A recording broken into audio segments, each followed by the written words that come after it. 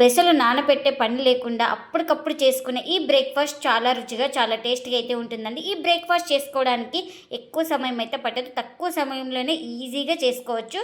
ఇంట్లో వాళ్ళందరికీ నచ్చుతుందండి ఈ బ్రేక్ఫాస్ట్ అయితే. ఇంకేంటి ఫ్రెండ్స్, ఆలస్యం ఎలా చేయాలో ఏంటో అనేది వీడియోలోకి అయితే వెళ్ళిపోయి చూద్దామా మరి. ముందుగా ఒక బౌల్ తీసుకొని అందులోకి 1 కప్పు పెసలు అయితే వేసుకోవాలి. ఈ పెసల్ని ఒక 2 సార్లు శుభ్రంగా వాష్ చేసుకోవాలి వాటర్ వేసుకొని.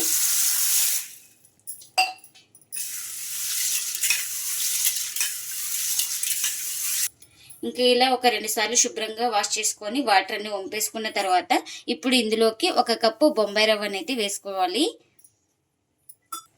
ఈ రవ్వను వచ్చేసి బొంబాయి రవ్వ, సోజీ రవ్వ అంటారండి. ఆ రవ్వను 1 కప్పు వేసుకున్న తర్వాత ఇప్పుడు 1/2 కప్పు పెరుగునైతే వేసుకుంటున్నాను.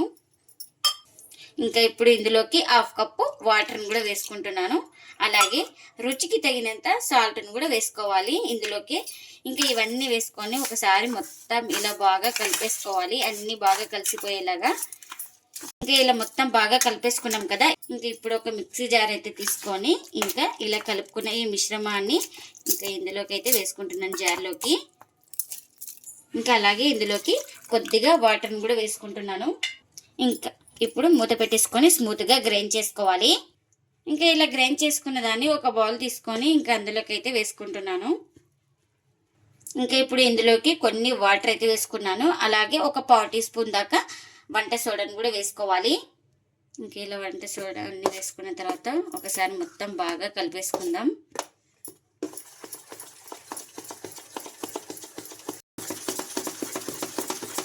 ఇంకా మనకు పిండి బ్యాటర్ వచ్చేసి ఇలా ఉండాలి. ఇక్కడ చూపిస్తున్నాను కదా, ఈ విధంగా ఉండాలి. ఇలా మొత్తం బాగా కలిపేసుకొని ఇంకా ప్లేట్ అయితే పెట్టేసుకొని ఒక 10 నిమిషాలు పక్కన పెట్టేసుకుంటే మనకు రవ్వ అన్నీ బాగా నానుతాయి. ఇంకా ముందుగా ఒక కడాయి అయితే పెట్టేసుకొని అందులోకి పల్లీలు అయితే వేసుకుంటున్నాను. అలాగే ఇందులోకి అల్లం, అలాగే వెల్లుల్లి రెబ్బలు కూడా వేసుకోవాలి. ఇంకా వీటిని బాగా ఫ్రై చేసుకోవాలి ఇలా కలుపుతూ బాగా. ఇంకా పల్లీలు కాస్త వేగిన తర్వాత ఇందులోకి కరివేపాకును కూడా వేసుకుంటున్నా. ఒక 1/2 టీ స్పూన్ దాకా జీలకర్ర, ఇవన్నీ వేసుకొని బాగా ఫ్రై చేసుకోవాలి ఈ పల్లీలతో పాటు.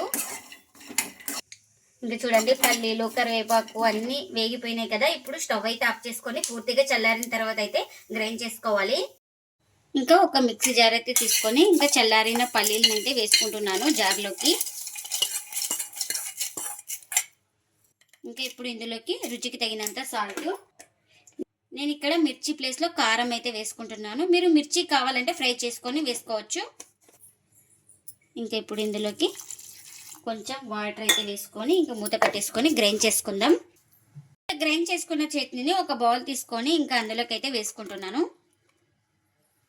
ఇంకా చట్నీకి పోపు కూడా పెట్టేసుకున్నాను. ఆ పోపును కూడా ఈ చట్నీలో అయితే వేస్తున్నా.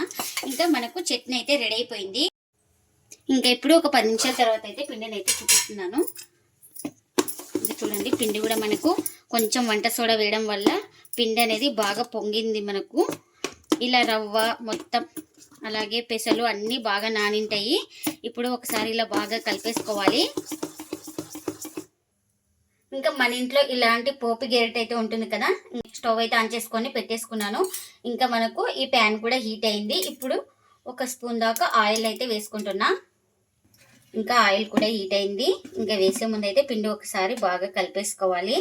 మనకు ఎంత కావాలో అంత పిండిని అయితే వేసుకోవాలి. ఇంకా ఇలా ఒక గరిటె పిండిని వేసుకొని లైట్గా స్ప్రెడ్ చేసుకోవాలి ఇలా. ఇంకా ఇక్కడ ప్లేట్ అయితే కవర్ చేస్తున్నాను. ఇలా కవర్ చేయడం వల్ల మనకు ఈక్వల్గా కుక్ అవుతుంది. ఇంకా చూడండి, పైన తడి అయితే ఆరింది కదా. మనం ఇలా స్పూన్ తోటి ఇంకొక వైపు అయితే ఇలా టర్న్ చేసుకోవాలి. ఈ వైపు కూడా కాస్త ఆయిల్ వేసుకొని ఇంకా బాగా కాల్చుకోవాలి. ఇంకా చూడండి, 2 వైపులా బాగా కాల్చుకున్నాను. ఇదైతే రెడీ అయిపోయింది కదా. ఇంకా ఇలా రెడీ అయిపోయిన దాన్ని ఒక ప్లేట్లోకి అయితే తీసుకుంటున్నా. ఇంకా ఇందులోకి మళ్ళీ 1 స్పూన్ ఆయిల్ అయితే వేసుకున్నాను.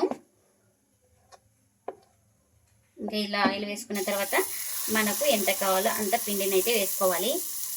ఇంకా ఇలా వేసుకొని ఇలా లైట్గా స్ప్రెడ్ చేసుకోవాలి. ఇంకా ఇప్పుడు ప్లేట్ అయితే కవర్ చేస్తున్నా.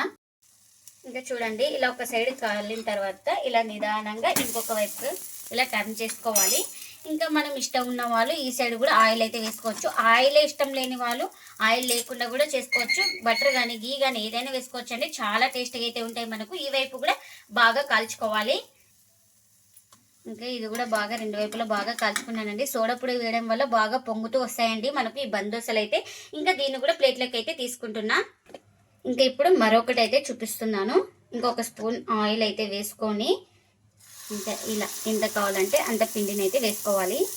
ఇంకా ఇలా పిండిని వేసుకొని సేమ్ ఇలానే కొంచెం లైట్గా స్ప్రెడ్ చేసుకోవాలి. ఇంకా చూడండి ఇలా ఒక సైడ్ కాలిన తర్వాత ఇలా నిదానంగా స్పూన్ పైనకి ఇలా పెట్టుకొని ఇలా ఇంకొక వైపు అయితే టర్న్ చేసుకోవాలి. ఈ వైపు కూడా బాగా కాల్చుకోవాలి. ఇంకా అన్నీ ఇలానే చేసుకోవాలి. పెసలు నానబెట్టకుండా ఇన్స్టెంట్గా పెసలతో అప్పటికప్పుడు చేసుకునే బందోసలు అయితే చాలా రుచిగా చాలా టేస్ట్గా అయితే ఉంటాయండి. బందోసలు ఎప్పుడు ఒకే రకం కాకుండా ఇడ్లీలు దోశలు కాకుండా ఇలా వెరైటీగా పెసలతో బందోసలు చేసుకోండి. అప్పటికప్పుడు చాలా టేస్ట్గా అయితే ఉంటాయండి. అంత సాఫ్ట్గా కూడా ఉంటాయి మనకు. ఈ బందోసలు వచ్చేసి ఎవరైనా ఇష్టంగా తింటారండి. అంత టేస్ట్గా అయితే ఉంటాయి మనకు. చట్నీని కూడా సర్వ్ చేస్తున్నాను. ఇక్కడ చట్నీ కూడా చేసుకున్నాం కదా, ఇంకా చట్నీని కూడా సర్వ్ చేసుకున్నా. ఇంకా ఇప్పుడు చూపిస్తున్నాను చూడండి. మీకు ఎక్కడ పిండి అయితే లేదు, బాగా కాలిందండి. లోపల కూడా మనం మంటను అడ్జస్ట్ చేసుకుంటూ కాల్చుకుంటే లోపల దాకా బాగా కాలుతుంది, ఎక్కడ పిండి లేకుండా. మీరు కూడా తప్పకుండా ఒకసారి పెసలతో ఇలా బందోసలు చేసి మీకు ఎలా వచ్చిందో కామెంట్ అయితే చేయండి ఫ్రెండ్స్. ఇదండి ఇవాళ వ్లాగ్. ఈ వీడియో కనుక నచ్చితే ప్లీజ్ లైక్ చేయండి, షేర్ చేయండి, కామెంట్ చేయండి. అలాగే లైక్ చేసి సపోర్ట్ చేయండి friends. Thanks for watching. Bye bye.